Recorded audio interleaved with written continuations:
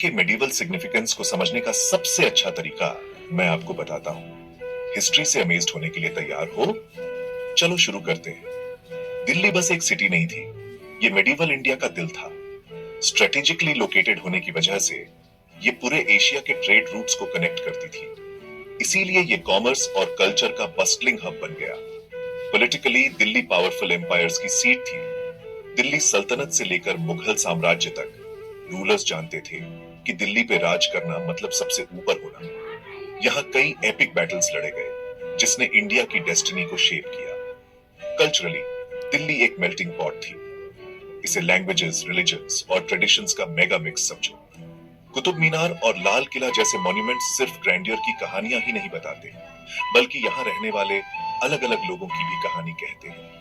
तो अगली बार जब आप दिल्ली के बारे में सोचें तो याद रखना, ये बस एक सिटी नहीं है, ये स्ट्रेटेजिक, पॉलिटिकल और कल्चरल ट्रायम्फ की एक इतना ज़्यादा दिल्ली इंपॉर्टेंट है। As a locations Delhi as a capital कैसे इस्टेब्लिश हुआ, इस बारे में बात करेंगे। तो इस वीडियो में हम लोग पढ़ने वाले हैं चैप्टर नंबर 3 के बारे में, और ये चैप्टर डील करती है द दिल्ली सुल्तान्स के बारे में, राइट। और इससे पहले प्रीवियस चैप्टर नंबर 2 में एक चीज़ हम देख चुके हैं, किस बारे में? डेल्टा के बारे में। कौन सा डेल्टा? कावेरी डेल्टा के बारे में, राइट। कावेरी डेल्टा के बारे में, और इस कावेरी डेल्टा के इंपॉर्टेंस के बारे में, राइट, देख चुके हैं कि आखिर कावेरी डेल्टा का क्या इंपॉर्टेंस है, क्यों कावेरी डेल्टा इतना ज़्यादा इंपॉर्टेंट दिया गया है, इससे क्या कारण है, इस बारे में हम लोग देख चुके हैं। लेकिन चैप्टर नंबर 2 में हमने ये कहीं नहीं देखा कि दिल्ली एज ए कैपिटल उभर कर आ रहा है। दिल्ली का क्या इंपॉर्टेंस है, हमने कहीं नहीं देखा। तो चैप्टर नंबर 3 इसी बारे में आपका बात करेगी। किस बारे में? द दिल्ली सुल्तान्स के बारे में। इसका मतलब ये चैप्टर क्लियर कर रही है कि दिल्ली पर किसका शासन होने वाला है? सुल्तान्स का शासन होने वाला है। कब होने वाला है? 12th सेंचुरी से, राइट। ये बात कर रही है कि दिल्ली पर किसका शासन होने वाला है? सुल्तान्स का शासन होने वाला है 12th सेंचुरी में। ये चैप्टर बात करेगी कि आखिर दिल्ली इतना ज़्यादा क्यों इंपॉर्टेंस है, दिल्ली का क्या इंपॉर्टेंस है, दिल्ली एज ए कैपिटल कैसे उभर कर आया, दिल्ली पर सबसे पहला मिडिवल पीरियड में आखिर कौन राज किया, कौन शासन बना, कैसे शासक दिल्ली को एज ए कैपिटल इस्टेब्लिश किया, इस बारे में बात करेगी। लेकिन चैप्टर पर जाने से पहले दो चीज़ हम लोग को जानना जरूरी है कि आखिर दिल्ली का क्या इंपॉर्टेंस है, राइट। और सेकेंड जानना जरूरी है कि कावेरी डेल्टा का क्या इंपॉर्टेंस है, डेल्टा का। अभी कावेरी डेल्टा को क्यों जानना है जरूरी है, कि क्यों इंपॉर्टेंस है। जो भी ये वीडियो को देख रहे होंगे, अगर चैप्टर नंबर 2 में कावेरी डेल्टा का इंपॉर्टेंस के बारे में नहीं जान रहे होंगे, तो इस वीडियो में मैं एक्सप्लेन करने वाला हूँ, वो समझ लेना। दिल्ली का क्या इंपॉर्टेंस है थोड़ा वो समझ लेना, राइट।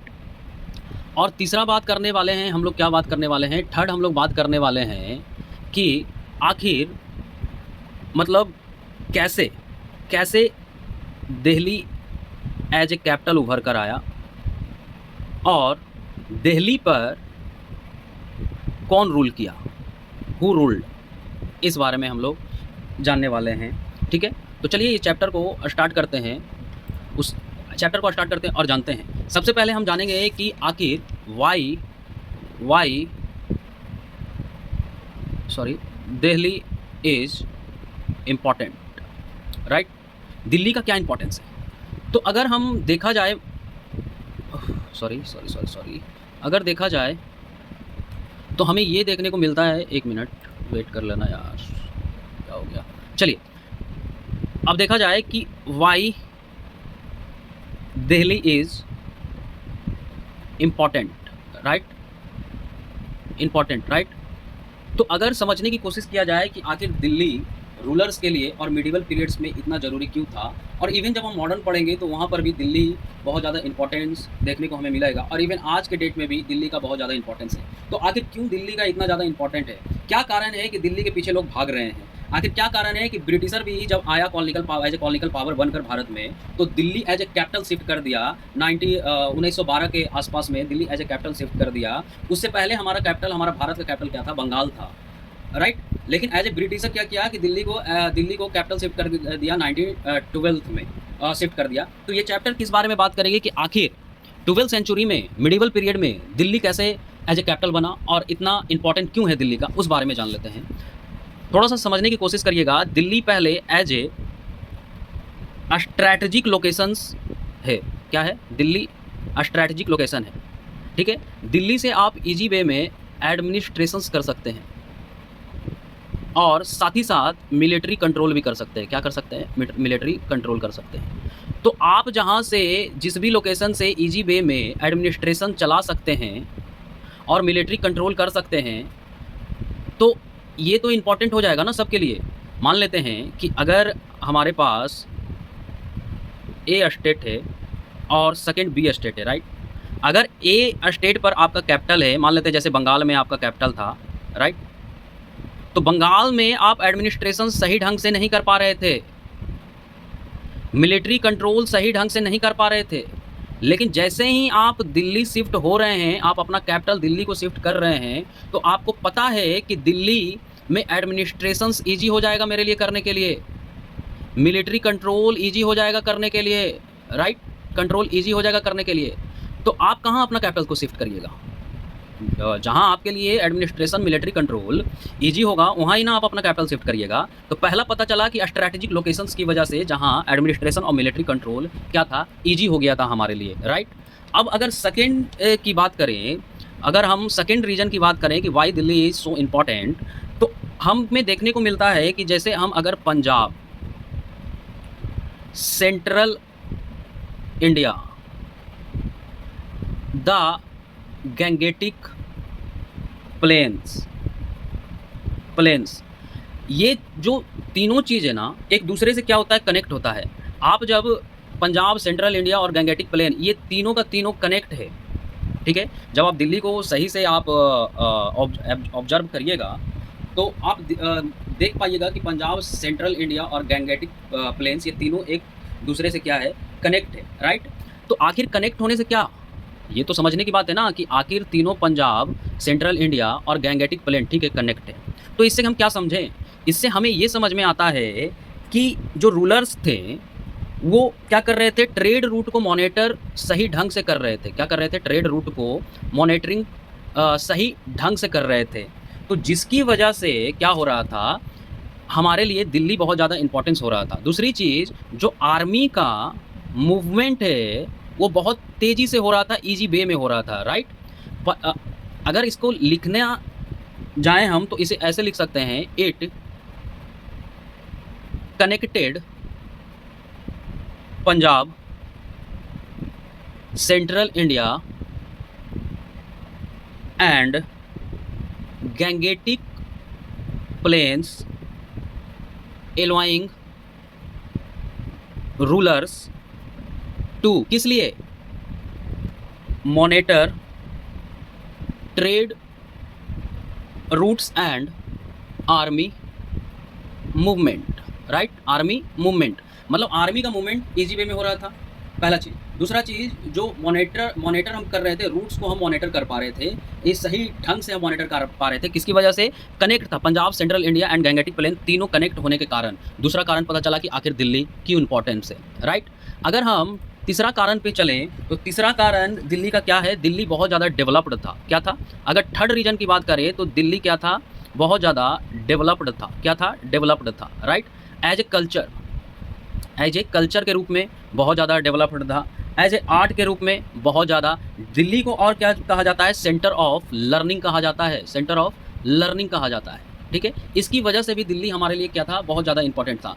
पहला बात तो कल्चर्स के रूप में, आर्ट्स के रूप में और सेंटर ऑफ लर्निंग के रूप में भी दिल्ली को क्या किया जाता था, जाना जाता था। आ रहा बात समझ में? तो इसलिए हमको दिल्ली का इंपॉर्टेंस समझ में आता है कि आखिर why Delhi is so important for us, हम लोग के लिए कि दिल्ली क्यों इंपॉर्टेंस था, सुल्तान के लिए क्यों इंपॉर्टेंस था, और साथ ही साथ आने वाले मॉडर्न इंडिया में जब हम पढ़ने वाले हैं ब्रिटिशर के लिए इतना ज़्यादा इंपॉर्टेंस क्यों था।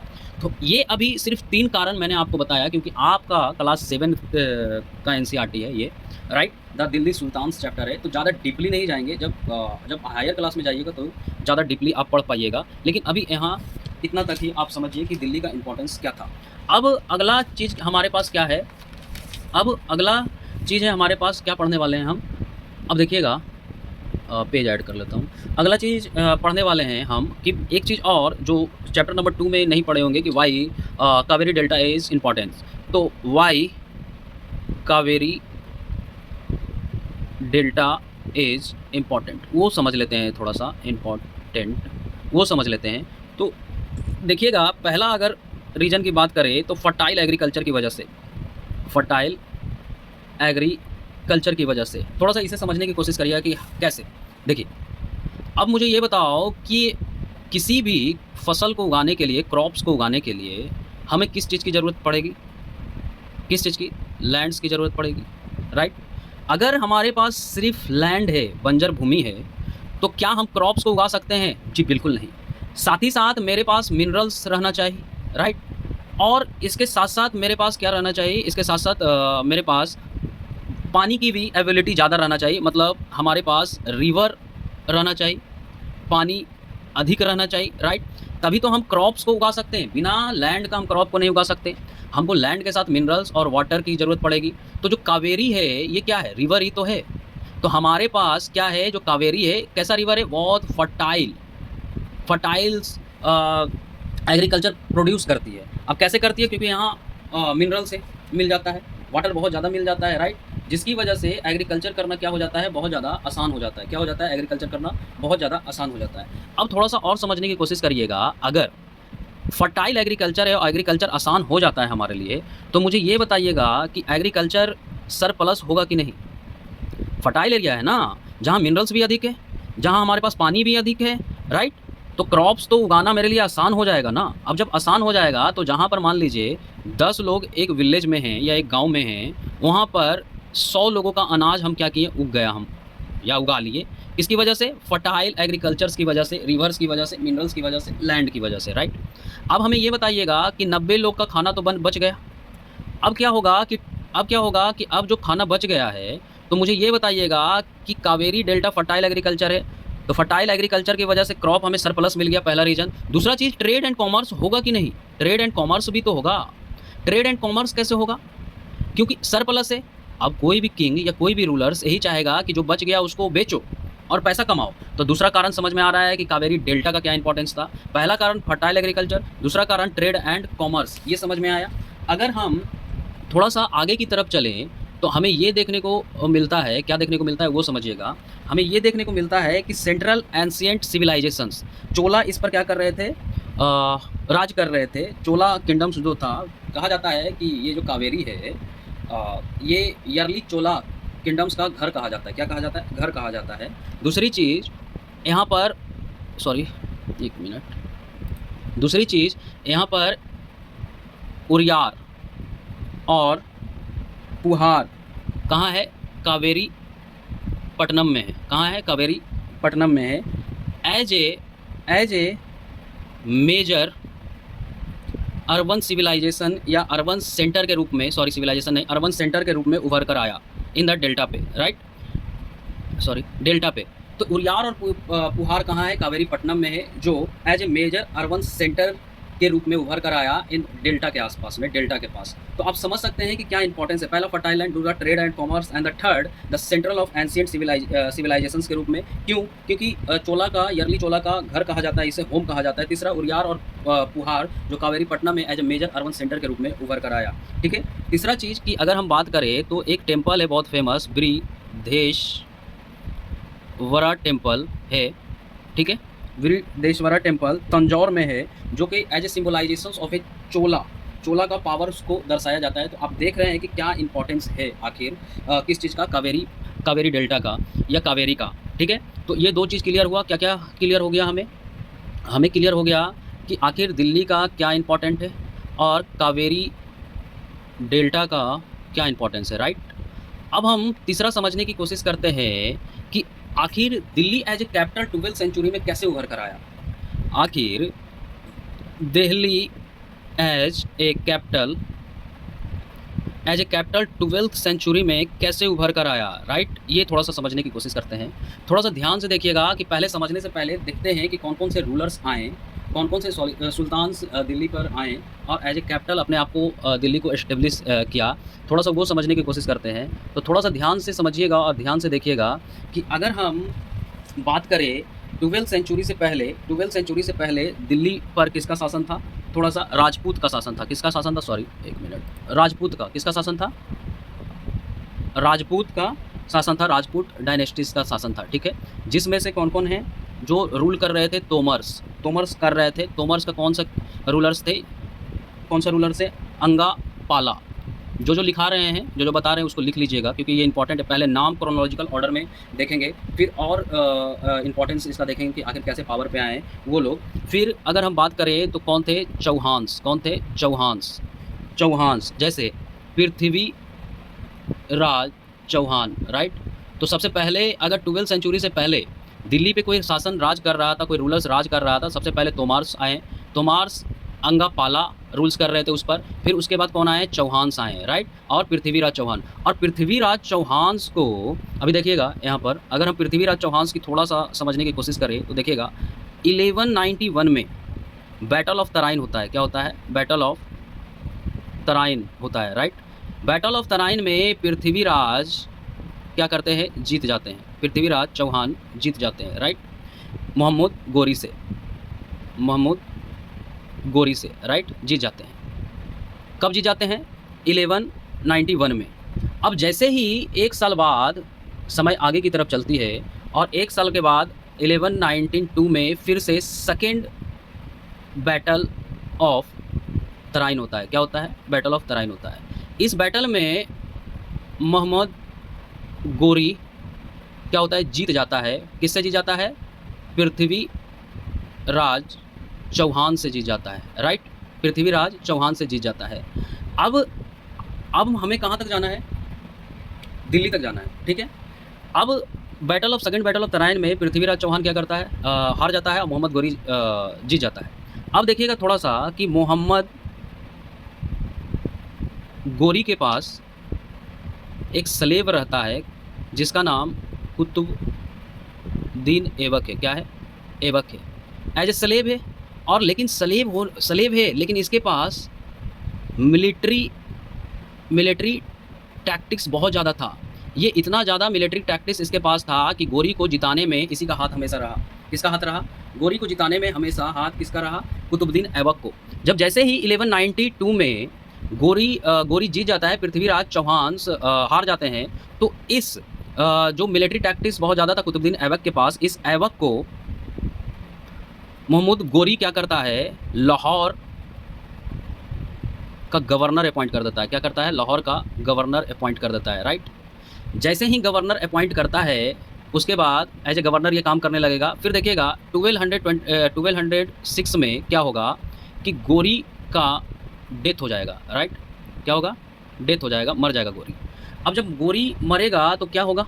गोरी जैसे ही मरेगा उसके बाद ये इसके पास तो मिलिट्री टैक्टिक्स था, बहुत पावरफुल था, ठीक है। तो क्या करेगा ऐबक? क्या करेगा? अपने आप को इंडिपेंडेंट घोषित कर देगा और इस्टेब्लिश किस चीज़ का करेगा? इस्टेब्लिश करेगा स्लेव डायनेस्टी का। किस चीज़ का? स्लेव डायनेस्टी का। कब करेगा? 1206 में। और फिर दिल्ली को एज ए कैपिटल घोषित कर देगा, राइट। तो सबसे पहले दिल्ली एज ए कैपिटल किसने किया? ऐबक ने। किसने किया? कुतुबुद्दीन ऐबक ने। तो ये पूरा कहानी समझ में आया कि कैसे हुआ, कैसे नहीं हुआ, राइट। आ रहा है बात समझ में? अब देखिएगा इसमें ये भी पूछा जाता है कि आखिर ये जो ऐबक है कैसा रूलर है, या पूछा जाता है कि अफगानी रूलर है, तुर्किश रूलर है, कैसा है? तो तुर्किश कैसा है? तुर्किश रूल से, ठीक है, या तुर्किश रूलर से पूछा जाता है। तो अब आगे चलते हैं कि कौन कौन से आया है, पहले वो देख लेते हैं हम लोग कि कौन कौन सा आया और दिल्ली पे राज कर गया। तो अगर हम समझने की कोशिश करते हैं 12वीं सेंचुरी के आसपास में, तो 12वीं सेंचुरी के आसपास में ईयरली तुर्किश ने रूल्स किया। कब से कब तक किया? 1206 से लेकर 1290 तक, बहुत लॉन्ग, मतलब अप्रॉक्स 86 ईयर्स तक किया। अब ये ईयरली तुर्किश में कौन कौन से थे, थोड़ा सा वो नाम हम लोग देख लेते हैं। पहला कुतुबुद्दीन ऐबक, राइट। ये कब से ही पूछा जाता है क्वेश्चन कि हम कब से कब तक किए हैं, तो ये किए हैं 1206 से लेकर 1210। अभी कुतुबुद्दीन ऐबक 1206 से लेकर 1210 तक ही किए। इसके पीछे क्या कहानी है वो बाद में हम लोग पढ़ेंगे। अभी पहले क्रोनोलॉजिकल ऑर्डर से ये देख लेते हैं। फिर किसने किया? मिस ने किसने किया, इसके बाद ऐबक के बाद इल्तुतमिश ने 1206 से लेकर 1236 तक किया। फिर किसने किया, फिर इल्तुतमिश के बाद आई रजिया सुल्तान, इसने 1236 से लेकर 1240 तक किया। अब ये रजिया सुल्तान का क्या कहानी है वो भी हम लोग समझने की कोशिश करेंगे। आखिर जेंडर डिस्क्रिमिनेशंस था क्या, थोड़ा सा वो समझने का कोशिश करेंगे। पहले क्रोनोलॉजिकल ऑर्डर देख लेते हैं। और थर्ड और फोर्थ की बात करें तो बलवन, कौन, बलवन 1216 से लेकर 1287 तक, 1287 तक। फिर आता है कौन रूल करता है वो थोड़ा सा समझते हैं। तुर्किश रूल्स हो गया। फिर खिलजी आते हैं, कौन आते हैं, खिलजी डायनेस्टी आता है। कब से कब तक, 1290 से लेकर 1320 तक करते हैं। इसमें से पहला रूलर है जलाउद्दीन खिलजी, जो कि रूल करता है 1290 से लेकर 1269 तक। इसके पीछे भी जलाउद्दीन खिलजी को अलाउद्दीन खिलजी मार देता है, टॉपल आउट कर जाता है। वो कहानी बाद में हम लोग देख लेंगे, पहले जो है क्रोनोलॉजिकल ऑर्डर देख लेते हैं। अलाउद्दीन, इसके बाद अलाउद्दीन खिलजी, बहुत ही खूंखार अलाउद्दीन खिलजी रूल करता है 1296 से लेकर 1360 तक। अब इसके बाद कौन सा डायनेस्टी आएंगे, जब 1316 में जब इसकी मृत्यु हो जाएगी तो कौन सा आएगा, तो इसके बाद दिल्ली पर शासन करेगा तुगलक, कौन करेगा, तुगलक डायनेस्टी। अब ये सब याद कर लीजिएगा, बहुत ज़्यादा इंपॉर्टेंट है, पूछा जाता है। 320 से लेकर 1314 तक तुगलक डायनेस्टी रूल करेगा दिल्ली पर। इसमें से गयासुद्दीन पहला रूलर्स होंगे, गयासुद्दीन तुगलक, ये रूल करेंगे 1324 से लेकर 1351 तक, राइट। गयासुद्दीन तुगलक के बाद आएंगे फिरोज शाह तुगलक, राइट। ये रूल करेंगे 1351 से लेकर 1388 तक, ये हो गया। अब उसके बाद आएंगे सैयद डायनेस्टी, राइट, जो कि रूल करेगा 144 से लेकर 1451 तक, राइट। फिर आएगा खिजीर खान, कौन आएगा, खिजीर खान, जो रूल करेंगे 144 से लेकर 1421 तक। फिर आएंगे लोधी डायनेस्टी, कौन आएंगे, लोधी डायनेस्टी, जो कि रूल करेंगे 1451 से लेकर 1526 तक, राइट। फिर लास्ट आएंगे वहुल लोधी, राइट, ये रूल करेंगे 151 से लेकर 1489 तक, राइट।